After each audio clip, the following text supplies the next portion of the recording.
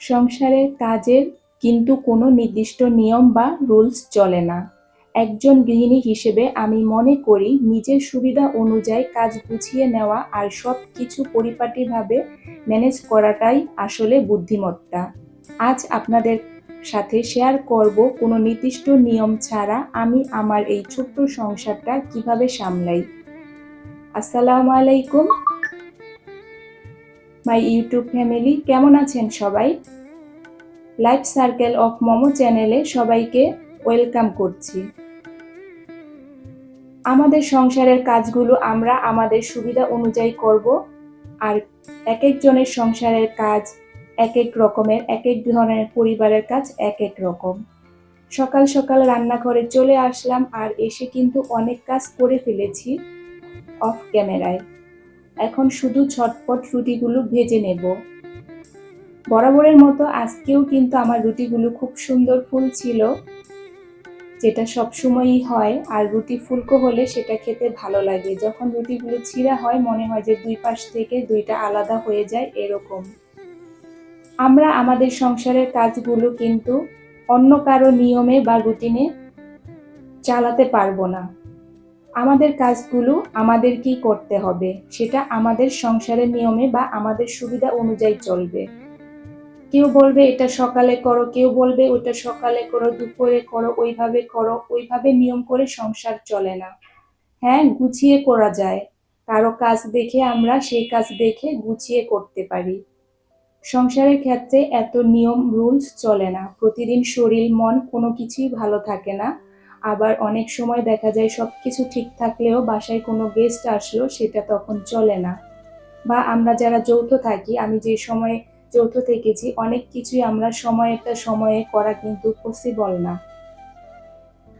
সকালের নাস্তা শেষ করে অফ ক্যামেরায় তারপরে রুম টুম গুছিয়ে ঝাড়ু দিয়ে মফ করে সবকিছু করে নিয়েছি, টেবিলও গুছিয়ে নিয়েছি। আর এই যে ছোটজন অনেক কাজ করতেছে, সে এই যে টেবিলের চেয়ারটা সব টেনে এদিক সেদিক করেছে, আর এদিকেই কিন্তু সে হাঁটাহাঁটি করতেছে। আমি আজকে গোসল করে কাপড় সব ধুয়ে নিয়ে এসেছি, কারণ এগুলো সবার ওরা স্কুলে গিয়েছে, ওদের স্কুলের জন্য এগুলো করে নিয়েছি। তারপরে আমি আমার ফার্নিচারগুলো ক্লিন করে বেড টেড ঝেড়ে সব কিছু করে গোসল করে যে কয়টা কাপড় ছিল ওই যে সে টানাটানি করে বালতি নিয়ে এসেছে। তার থেকে ওজন বেশি সেটা নিয়ে এসে টানাটানি করে। আসলে যখন সময় হবে তখন কিন্তু কাজ করে না। অসময়ে সব বাচ্চারা এরকম মাকে হেল্প করতে চায়। বড়জন কিন্তু যেটা পারে অনেক সময় সেটা বললে করতে চায় না। ছোটবেলায় বড়জনও এরকম করতো। তো আমি হচ্ছে যে আজকে আর ওয়াশিং মেশিন চালু করিনি, অল্প কাপড় ছিল, সেজন্য গোসল করার সময় সেগুলো ধুয়ে ফেলেছি। প্রতিদিন এক নিয়ম এক রুটিনের কোনো কিছুই চলে না। আর এই যে ওয়ার্ডরোবটা, এটা না যতই গুছিয়ে রাখি সেই দিন শেষে আবার একই অবস্থা হয়। এরপরে কাপড়গুলো সব বারান্দায় আমি শুকাতে দিলাম। আর আপনাদের সাথে শেয়ার করতে চেয়েছিলাম ওই বিল্ডিংয়ে, মানে ওই বারান্দায় গোলাপ গাছে 3টা গোলাপ ফুল ফুটেছে, খুব সুন্দর। জুম করতে চেয়েছিলাম, তবে এখানে একটা মেয়ে ছিল যার কারণে আর করিনি। আর এদিকে আমার মেহেদি গাছটাও বাইরে খুব ভালোই হচ্ছে। এই সব কিছু দেখে পানি টানি তো দিতে হয় একটু কম, মাঝে মাঝে হঠাৎ বৃষ্টি চলে আসে। আজকে হচ্ছে ঝটপট বিরিয়ানি রান্না করব, যেটা আমি সব সময় এভাবেই করি, আগেই মাংসটা রেডি করে রাখি। তো আমার মাংসটা রেডি করাই ছিল, যার কারণে আমি অনেকটা সময় অনেক কিছু করে তারপরে এসেছি। এদিকে চালও ধুয়ে রেখেছি, আলুটা আগেই রুটি বানানোর পরে যখন আমি ডিম ভেজেছিলাম তখনই আলুটাও ভেজে রেখেছিলাম। বিরিয়ানির মধ্যে আলু দিলে বাচ্চারা তো পছন্দ করে, সাথে সাথে আমারও ভীষণ ভালো লাগে। তো আমি এখন চালটা মশলার মধ্যে দিয়ে ভালো করে একটু ভাজা ভাজা করে নিচ্ছিলাম, তারপরে লবণ দিয়ে দিচ্ছিলাম স্বাদ মতো। ভিডিও দেখতে দেখতে এই পর্যন্ত যারা এসেছেন তারা অবশ্যই দয়া করে একটা লাইক দিয়ে বাকিটা কন্টিনিউ করবেন। আর যারা এই কাজটি করে দিয়েছেন তাদেরকে জানাই অসংখ্য অসংখ্য ধন্যবাদ। রান্নারও কিন্তু কোনো নির্দিষ্ট নিয়ম থাকে না। কখনো দেখা যায় আমি কিন্তু পানিটা দিয়ে, যখন পানিটা গায়ে গায়ে মাখা হয়ে যায় তারপরে মাংস দিই, আবার কখনো এইভাবে চালের সাথে দিয়েও মাংসটা দিয়ে দেই। আসলে যখন যেভাবে সুবিধা বা যখন যেভাবে করতে মনে চায়, একজন গৃহিণী তার সুবিধা বা ইচ্ছে মতোই কাজগুলো করবে, তাতে দেখা যায় তার মনও ভালো হয়, কাজ করতেও ভালো লাগে।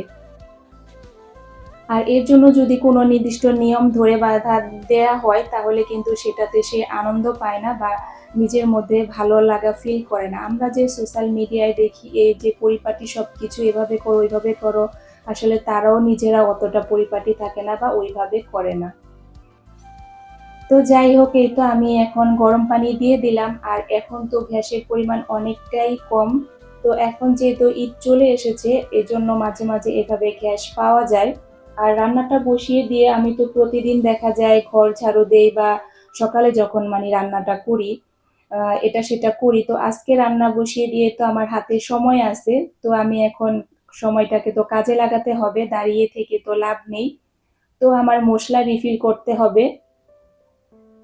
এই যে এখানে এখন আমি ধনিয়ার গুঁড়াটা ভরে নিলাম, তারপর হচ্ছে এখন হলুদটা ভরে নেব। আমি হচ্ছে যে ওইভাবে বড় কন্টেনারের ভিতরে এইভাবে কাগজের মধ্যে আলাদা আলাদা করে রাখি, প্রত্যেকটাকে আলাদা করে আর বয়ামে ভরে রাখি না, ওই বড় কন্টেনারটার ভিতরে সব ধরনের মশলা মানে কাগজে করে রেখে দিই। এটাও একটা সুবিধা, যার যার সুবিধা, সবাই সবার মতো কাজ করবে এটাই স্বাভাবিক। কেউ আছে বয়ামে ভরে আলাদা বড় একটা বয়ামে হলুদ, তারপরে আলাদা মরিচ ওইভাবে রাখে, তারপরে ছোট বয়ামে নেয়। তবে এটাও যার যার সুবিধা, যায় যেভাবে রেখে শান্তি পায় যা বা তার ক্যাবিনেটে যেভাবে রেখে তার সুবিধা হয়। তো আমি দেখা যায় এই ধরনের বড় বড় অনেক আমার কন্টেনার আছে, তো আমি সেগুলোর মধ্যে এভাবে এক এক জিনিস রেখে দেই। আবার অনেক শুকনো জিনিস আছে অর্ধেক রিফিল করে অর্ধেক রেখে দিতে হয়, তো আমি এই ধরনের কন্টেনারগুলোর মধ্যে রেখে দেই সব। তো এই ধরনের দেখা যায় আমাদের প্রায় সবার ঘরেই এই ধরনের জিনিস কিন্তু অনেক আছে।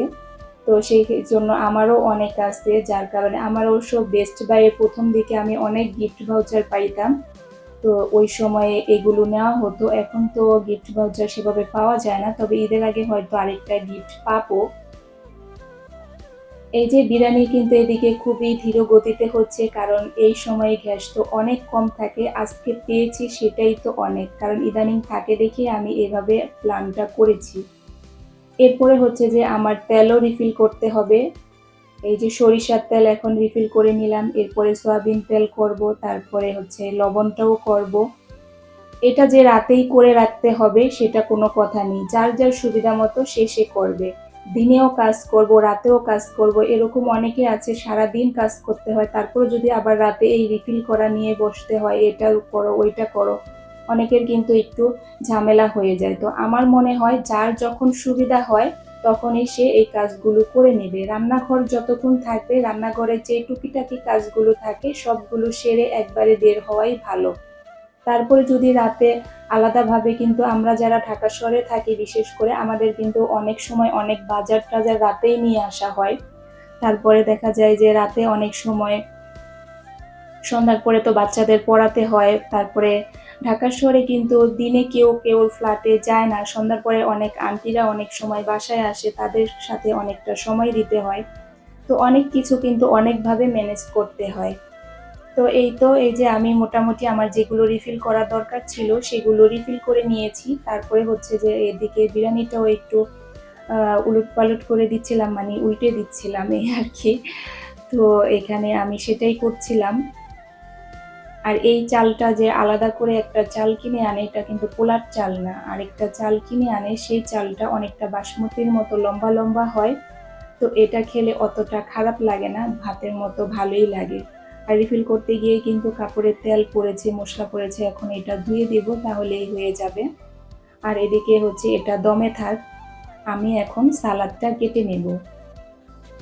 সংসার আমার আমার নিয়মেই চলবে, কারো নিয়মে কারো সংসার চলবে না। সবাই সবার সুবিধা মতো কাজ করবেন, যেভাবে ভালো হয় সেভাবেই করবেন। আপনাদের সময়গুলো কিভাবে কাজে লাগাতে পারেন সেটাই করবেন। সারাদিন কাজ করবেন, নিজের জন্য কোনো সময় বের করবেন না, সেটা কিন্তু ঠিক না। সন্ধ্যার পরে বাচ্চাদের পড়াশোনা, নিজে এক কাপ চা নিয়ে বা কোনো কিছু একটা নাস্তা বানিয়ে বসে রিল্যাক্সে খাওয়া, এটা কিন্তু দরকার আছে, একটু রিল্যাক্সের দরকার আছে। আর এখানে আমার রান্নাঘরে অনেক কেবিনেট আছে, তবে ওই উপরের কেবিনেটগুলো কিন্তু সেভাবে ব্যবহার করা হয় না, হাঁড়ি পাতিল রাখলেও না ওইখান থেকে নামাতে আবার মই ব্যবহার করতে হয়। তো এই যে আমার এই ওভেনের একটা কিন্তু ওই পাশে ছিল, আমি সেটাকে আবার এদিকে এনেছি, আর যার কারণে এখন আমার রান্নাঘরটা না অনেক বড় লাগে। আগে এদিকে থাকাতে এই যে এই পাশের এই দেয়ালটা এইখানে ছিল, তো এটাকে আমি এখন সরিয়ে দিয়েছি আর এই জায়গাটা এখন অনেক ফাঁকা আর আমি অনেক ভালোভাবে এখানে দেখা যায় দাঁড়িয়ে থাকি। আমার বাচ্চারা আসে বারবার রান্নার সময়, ওদের সাথে কথা বলি, ওদের পড়া দেখি। তারপরে সালাদ বানিয়ে এরপরে চলে গিয়েছিলাম, ওই যে চাল ধোয়া পানি রেখেছি, এগুলো একটু অল্প অল্প করে দিয়ে দেব। গাছের গোড়া না ভিজাই ছিল, তারপরে এই পানিটা রেখেছি যার কারণে একটু ইসের জন্য দিলাম। আর এদিকে গাছগুলো মাশাআল্লাহ খুব সুন্দরভাবে হচ্ছে, বৃষ্টি আসে তো, বৃষ্টির পানি পাওয়াতে আগে এদিকে সকাল দিকে রোদ পাওয়া যেত, এটা পূর্ব পাশ, তো এখন হচ্ছে যে হালকা একটু রোদ পায়, আগে অনেক রোদ পাওয়া যেত, আর দেখা যেত 12টা 12:30 পর্যন্ত এই পাশটায় রোদ পেত, আর তখন অনেক গাছ ছিল। এখানে যে বড় বালতিটা ছিল এখানে একটা বড় মেহেদি গাছ ছিল, তো এই সেওয়ার কারণে নষ্ট হয়ে গেছে। ভালো লাগলে অবশ্যই লাইক কমেন্ট শেয়ার। আল্লাহ হাফেজ।